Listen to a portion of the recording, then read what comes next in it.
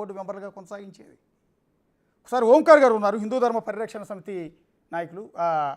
ఓంకార్ గారు, ఈ వీడియో చూసారా మీరు? సార్, చాలా బాధాకరం, చాలా దురదృష్టకరమైన సంఘటన. ఈరోజు తిరుమల తిరుపతి దేవస్థానాన్ని ముందుకు తీసుకుని వెళ్లే దానికోసం టీటీడీ పాలక మండలి అనే ఒక వ్యవస్థను ఏర్పాటు చేశారు. భక్తులకి సేవ చేస్తాము, భక్తుల సేవలో మునిగి తేల్తామని చెప్పేసి ప్రమాణం చేసినటువంటి టీటీడీ పాలక మండలి సభ్యులు ఒక టీటీడీ ఉద్యోగి పైన థర్డ్ క్లాస్ అనే పదం వాడడం అనేది చాలా దారుణం, అతను దూషించడం అనేది చాలా దారుణం. సార్, ఇక్కడ నేను ఒకటే చెప్తాను, ఈ రోజు ఏదైతే ఆ TTD board member Naresh Kumar place లో ఒక సామాన్య భక్తుడే ఏదో కోపంతోనో ఆవేశంతో చేసిందంటే ఈ పార్టీకి అతని మీద కేసు నమోదు చేసి అరెస్ట్ చేసిండేవాళ్ళు సార్.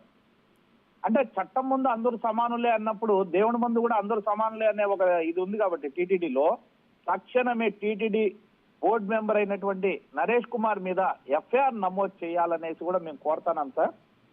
అంతేకాకుండా ఈరోజు పాలక మండలి సభ్యుడు తన హోదాను చూపించేదానికో తన బలుపును చూపించేదానికో ఆ విధంగా అక్కడ ప్రవర్తించడం కూడా జరిగింది సార్.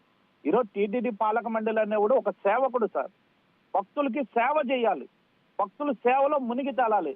అతను ఎప్పుడో నెలకు ఒకసారి వచ్చి ఒక 15 మందిని 20 మందిని తీసుకుని వచ్చి ప్రోటోకాల్ చేపించేటువంటి వ్యక్తి సార్. అతన్ని ఒక జాబితాను కూడా మనం 30 రోజులు అతని దర్శనాలు ఎవరెవరికి ఇచ్చారని చూస్తే మొత్తం అతను అమ్ముకున్నాడు సార్.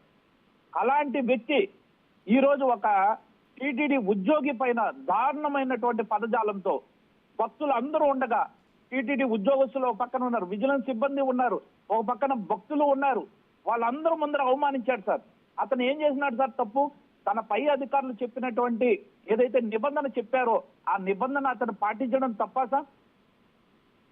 ఈరోజు పై అధికారుల ఆదేశాలనే అతను పాటించాడు.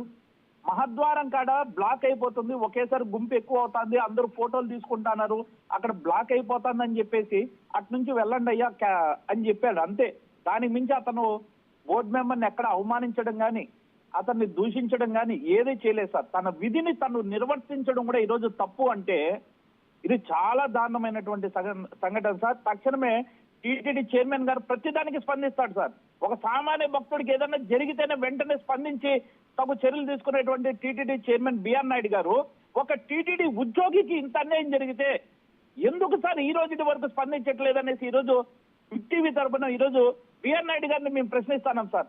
అదే విధంగా టీటీడీ ఈఓ గారు కూడా దీని మీద స్పందించాల్సిన అవసరం ఉంది.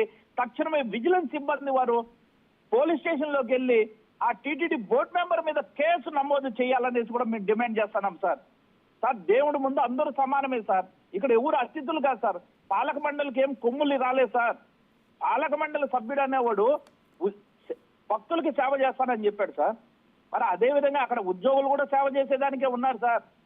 ఉద్యోగులు అనేది పర్మనెంట్ గా ఉంటారు, వాళ్ళు 30 సంవత్సరాలు అక్కడ సేవ చేసేవాళ్ళు. వీళ్ళు 2 సంవత్సరాలు ఉండి వచ్చేదానికోసమే ఇంత ఇది చూపిస్తా ఉంటే మిగతా ఉద్యోగస్తుల పరిస్థితి ఏం సార్? అంటే ఈరోజు పాలక మండలి సభ్యులకి ఉద్యోగస్తులు భయపడాలా? భయపడిపోయి వాళ్ళు చెప్పిన విధంగా నడుచుకోవాలా? అంటే వాళ్ళకి ఏ చట్టం కానీ ఏది కూడా వర్తించదా? కాబట్టి ఇది చాలా సీరియస్ గా ఓంకార్ గారు, ఇక్కడ ఇంకో ఇంట్రెస్టింగ్ ఏంటంటే ఇవాళ ఆ వీడియో బయటకు వచ్చింది కాబట్టి మీరు నేను మాట్లాడగలుగుతున్నాం. వీడియో ఎవరో రికార్డు చేయకుండా ఉంటే ఈ పార్టీకి బాలాజీ అనే ఉద్యోగిని సస్పెండ్ చేయించేవాళ్ళు. 100% చేసి ఉంటారు సార్, 100% చేస్తారు సార్. సార్, ఈ రోజు వీడియో రావడం బాలాజీ సేఫ్ అయినాడు సార్. లేకపోతే బాలాజీ మీద రివర్స్ లో కేసు కూడా పెట్టించేసి ఉంటాడు సార్ ఈ నరేష్ కుమార్ అనే వ్యక్తి. అదేనండి, నన్ను దూషించాడని చెప్పి అతన్ని సస్పెండ్ చేయించి కేసు పెట్టించేవాడు. 100% చేసి ఉంటారు సార్. దానికి విజిలెన్స్ సిబ్బంది రెడీగా ఉంటారు సార్. ఇప్పుడు కూడా పాలక మండలి సభ్యులకి జీ హుజార్ అని చెప్పడానికే విజిలెన్స్ సిబ్బంది ఉన్నారు సార్. అంతేగాని ఒకసారి ఈరోజు టీటీడీ అనే వ్యవస్థ సార్ టీటీడీ ఉద్యోగస్తుల చేతిలో ఉన్నారు సార్. కానీ ఇక్కడ ప్రభుత్వం నుంచి డిప్యుటేషన్ల మీద వచ్చేటువంటి వాళ్ళ చేతిలో కీలుబొమ్మ అయిపోయింది సార్. అంతేకాకుండా ఈ టీటీడీ పాలక మండలి సభ్యులు కూడా 2 సంవత్సరాలు ఉంటారు సార్. కేవలం వాళ్ళు విఐపి దర్శనాలు, వాళ్ళు ఏదో జీడిపప్పులు ఎంత పర్సంటేజ్ వీటి కోసం తప్ప ఏ రోజు కూడా సార్ వాళ్ళు ఒక భక్తుడికి సేవ చేసిన దాఖలాలు లేవు సార్. ఈ రోజు మీరు చూసినట్టంటే వైకుంఠ ఏకాదశికి అంత జరిగితే ఈ నరేష్ కుమార్ ఎక్కడికి పోయినాడు సార్? ఈ రోజు తనకి ఏదో జరిగిపోయిందనేసి లబోదిబోం అనేసి అంటున్నాడు కదా. ఆ రోజు వైకుంఠ ఏకాదశి రోజు ఎక్కడికి పోయాడు సార్ ఈ నరేష్ కుమార్?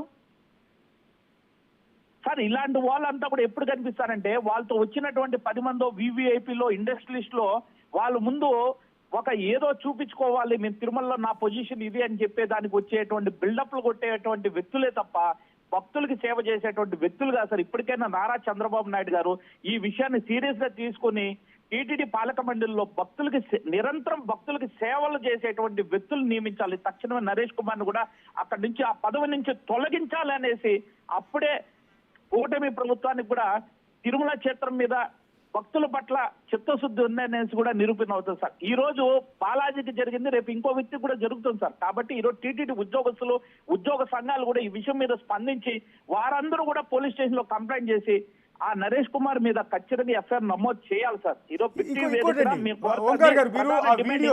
ఓంకార్ గారు మీరు ఆ వీడియో సరిగా గమనిస్తే పాప అతను తిడుతూ ఉంటే, మరి తాడిగిరి నా కొడుకు ఇష్టం వచ్చినట్టు తిడుతూ ఉంటే పాప ఆ ఉద్యోగి ఏం చేయలేక, అరే పొద్దు నుంచి సాయంత్రం వరకు స్వామివారి సన్నిధిలో సర్వీస్ చేస్తున్న నన్ను, నా డ్యూటీ చేస్తున్న నన్ను ఈ విధంగా తిడుతున్నాడు ఏంటని సిగ్గుతో తలంచుకుంటే ఆ పక్కన ఉన్న ఉద్యోగులు అండి, ఆ మైక్రోఫోన్లు పట్టుకున్న ఉద్యోగులు, మరి విజిలెన్స్ వాళ్ళ మరి వీళ్ళ తెలియదు, వాళ్ళు ఈయన పక్క వెళ్ళిపోమని చెప్తున్నారు. ఇదేంటి మీరు ఇట్లా తిడుతున్నారు ఏంటి అని అడగట్లేదండి. కాదండి, అతని డ్యూటీ అతను చేస్తుంటే మీరు ఇట్లా తిడతారేంటి, ఎవరు కోచింగ్ చేయట్లా, అతను పంపించేస్తున్నారు పక్కకి. సార్ వాళ్ళకి భయం సార్, ఎక్కడ విజిలెన్స్ వాళ్ళు ట్రాన్స్ఫర్లు అయిపోతారని సార్. వాళ్ళంతా ఎస్ఐలు, సిఐలు డిప్యుటేషన్ మీద పోలీస్ డిపార్ట్మెంట్ నుంచి టీటీడీ విజిలెన్స్ అధికారులుగా వస్తారు సార్. వాళ్ళు కూడా టీటీడీ పాలక మండలి సభ్యుల్లాగా 2 సంవత్సరాలు 3 సంవత్సరాలు ఉండిపోయే వాళ్ళే కానీ అక్కడ శాశ్వతంగా ఉండేటువంటి ఉద్యోగస్తులు కాదు సార్. సార్ రాను ఏమైపోతుందంటే టీటీడీలో ఉద్యోగ సంఘాల వాళ్ళ అధికారాన్ని వాళ్ళే కోల్పోతున్నారు సార్. డిప్యుటేషన్ మీద వచ్చేటువంటి అధికారుల చేతిలో కీలుకొమ్మలుగా మారిపోయినారు సార్. ఒకటండి, ఆ బోర్డు మెంబర్ని క్వశ్చన్ చేయపోగా పాపం ఆ బాలాజీ తలంచుకుని ఆయన బయటకు పో అంటున్నాడు. ఏంటి తిట్టడమే కాదు, అతన్ని బయటకు పోమంటున్నాడు. బాలాజీని పొమ్మంటే బాలాజీ తలంచుకుని ఆ పక్కకి వెళ్తున్నాడు. పాపం గుడి లోపలికి వెళ్తుంటే ఇటు కాదు బయటకు పో అంటున్నాడు. అంటే ఏం దుర్మార్గం అండి, కొండ మీద అసలు ఏం జరుగుతుంది అనేది. దురదృష్టకరం ఏంటంటే బాలాజీ ఒక చిన్న స్థాయి ఉద్యోగి సార్. అదే స్థాయి అక్కడ ఈవో ఉండింటే ఇదే మాట నరేష్ కుమార్ అన్నింటాడు సార్. అదే ప్లేస్ లో అడిషనల్ ఈవో వెంకయ్య చౌదరి గారు ఉండింటే ఆయన ఈ మాట అన్నింటాడు సార్.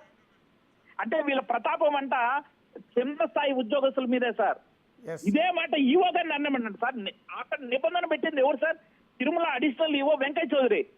ఇదే నరేష్ కుమార్ కి నిజంగా ఆయన దమ్ముంటే ఇదే వెంకయ్య చౌదరిని అన్నమన్నాడు సార్. చూద్దాం సార్, పిచ్చుక మీద బ్రహ్మాస్త్రం అన్నట్టు ఒక చిన్న స్థాయి ఉద్యోగి మీద బ్రహ్మాస్త్రం వేస్తే అతను ఏం చేయగలుగుతాడు సార్? అతని కెపాసిటీ ఏంది సార్?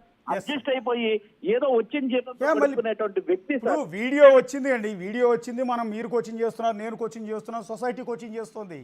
వీడియో లేకపోతే ఈ పాటికి ఆ ఉద్యోగం మీద యాక్షన్ తీసుకునేవాళ్ళు. 100% సస్పెండ్ అయిపోయి అతనికి మెమోలు ఇచ్చేసి ఎక్కడో దూరంగా బదిలీ కూడా చేసేసి ఉంటారు సార్ అతన్ని. థ్యాంక్ యూ ఓంకార్ గారు, థ్యాంక్ యూ. ఒకటి గుర్తుపెట్టుకోవాల్సింది ఏంటంటే టీటీడీ చైర్మన్ కొండ మీద